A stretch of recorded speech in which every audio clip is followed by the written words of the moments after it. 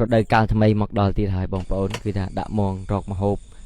រកពុះដើម្បីធ្វើម្ហូបអាហារហូបលេងដេកកំសាន្តទេសភាពជាមួយនឹងវាលស្រែវាលស្រូវបឹងឈូកដាក់កាហ្វេឈៀលលេងកុយគុនទេសភាព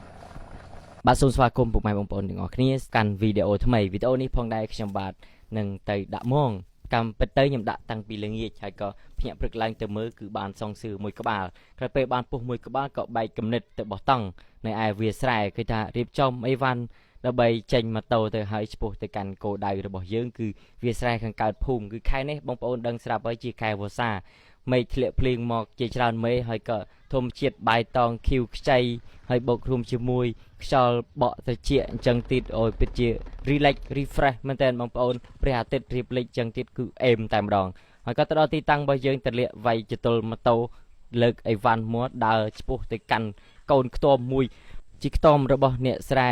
ដែលគាត់សម្រាប់ធ្វើប្រាំងហើយក៏គាត់ទុកចោលចេះមើលទៅបែបកំសត់ដូចជាជីវិតខ្ញុំដែរខ្ទមនេះដល់ពេលគេត្រូវការគេមករកដល់ពេលគេមិនត្រូវការគេក៏បោះបង់ចោលអញ្ចឹងទៅហើយក៏ខ្ទមនោះគឺមានទាំងដើមឈូកហើយមានស្រះទឹកក៏ដាំដើមឈូកអញ្ចឹងទៀតអូយមើលទៅទេសភាពស្អាតបងប្អូនហើយក៏រៀបចំដាំទឹកដើម្បីកោសពុះហើយក៏ដាក់ទឹកពុះចោះក៏ដាក់ដាំបាយបន្តហើយក៏មករៀបចំហើយកោសពុះស្ងោរពុះកោសរបស់យើងដើម្បីសម្អាតវាឲ្យស្អាតហើយក៏យកមកស្លម្ហូបសម្លរបស់ខ្ញុំថ្ងៃនេះគឺស្ងោរជ្រក់បងប្អូនអត់មានអីញ៉ៃញ៉ៃសាំញ៉ាំច្រើនទេស្ងោរជ្រក់គេថាគ្រឿងក្រិចម្រេចខ្ទឹមថែមរួចរាល់ចឹងទៅក៏ដាក់ឲ្យពុះទៅក៏វាគឺថាដងតែឆ្ងាញ់បងប្អូនអាសាច់ពុះនេះធ្វើម្ហូបអីដែលបងប្អូនជំនាញដាក់ទៅគឺដងតែចូលជាតិឈ្ងុយឆ្ងាញ់ហើយសម្រាប់បងប្អូនដែលកំពុងតែមើលនេះបែបជា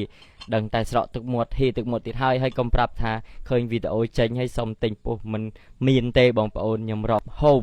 ខ្លួនឯងគឺមិនតែគ្រប់ផងគឺបីតែគ្រួសាររបស់ខ្ញុំក៏អត់បានហូបមិត្តភ័ក្តិមិត្តផងអីឆាតមកសុំហូបដែរគឺអត់បានជូនពួកគាត់ទេដោយសារតែវាតិចតួចស្រួយស្ដើងសម្រាប់មកធ្វើវីដេអូជូនបងប្អូនមើលចឹងហើយហើយក៏ថ្ងៃបងប្អូនឆ្អិនរួចរាល់ក៏ថែមទឹកជ្រលក់របស់យើងទៀតមកពុះរបស់យើងផុយល្អចឹងទៀតហើយដាក់ហត់ទឹកក្តៅបូកជាមួយបាយហើយធម្មជាតិខ្យល់ត្រជាក់ហើយសំឡេងស្ងាត់សัตว์យំតិចមកអូយគឺជា relax refresh មែនតើបងប្អូនហើយក៏នោះឯងដូចឃើញជាក់ស្ដែងអញ្ចឹងបាយទឹករួចរាល់ក៏ចងរឹងរៀបចំដេកពូនយប់រៀងជ្រៅដែរហើយគឺថាទ្រាំតែធ្វើម្ហូបអាហារដាំបាយទឹករួចអីក៏យប់ជ្រៅក៏រៀបចំចងរឹងដេកហើយបងប្អូនគឺថាវាស្ងប់ស្ងាត់ល្អអញ្ចឹងដេកដឹងតែលក់ស្រួលហើយក៏នោះដេកពូនអញ្ចឹងទៅអូយនិយាយពីថាស្រស់ស្រាយស្ងាត់ហើយបោករួមខ្យល់ធម្មជាតិបក់មួលល្វិចដេកលក់គឺថាភ្ញាក់ម៉ោង8 ជិត 9ហើយក៏អត់ចង់ងើបបងប្អូនគឺថាវាស្រស់ស្រាយពេកវាស្ងប់ស្ងាត់ល្អអញ្ចឹងក៏នៅផ្ទះមិនសូវបានដេកពេញចាស់ទេគឺសំឡេងរំខានច្រើនណាស់ហើយក៏មកដល់វាលจะសុំដេកឲ្យរៀងយូរបន្តិចងើបមកគឺព្រះអាទិត្យរះហើយចាប់ផ្ដើមជីវិតថ្មីជាមួយនឹងខ្ញុំបាទផងដែរគឺថាហើយឆុងកាហ្វេហើយក៏កូចគុនមើលទេសភាពដើមឈូកផ្កាឈូកពិតជាស្រស់ស្អាតមែនតើក៏រៀបចំឆុងកាហ្វេម្នាក់ឯងជាអញ្ចឹងទៅហើយក៏គ្មានអីញ៉ៃសាំញ៉ាំច្រើនទេបងប្អូនគឺមើលដូចកូចគុនមើលអញ្ចឹងទៅគឺស្ងោចស្ងាយមែនតើជីវិតខ្ញុំមួយរយៈនេះគឺថាគាត់តែមើលទង្វើហើយសកម្មភាពគឺជីវិតខ្ញុំបែបគេថាស្ងោចស្ងាយឯកាម្នាក់ឯងអញ្ចឹងទៅហើយក្រោយពេលបាយទឹកឲ្យកាហ្វេហើយរួចរាល់ក៏មកដាក់បបរគេថាបបរយើងគ្មានអីពិបាកទេសាច់ពុះយើងសល់ពីល្ងាចយើងដាក់កម្ដៅវាមកថែមតបាយទៅចេញជាបបរមួយមុខទៀតធ្វើឲ្យឆ្ងាញ់មាត់ឆ្អែតមួយពេលទៀតបាទអូពិតជាល្អមែនតើគឺមួយក្បាលស៊ីម្នាក់ឯងហើយអ្នកដែលឃើញនឹងគឺចំណែនទៀតហើយបងប្អូនគឺថាអូមើលទេសភាពជាមួយខ្ទមកំសត់បាយម្នាក់ឯងឈីលមើលទេសភាពកូចគុនទេសភាពហើយរួចរាល់ក៏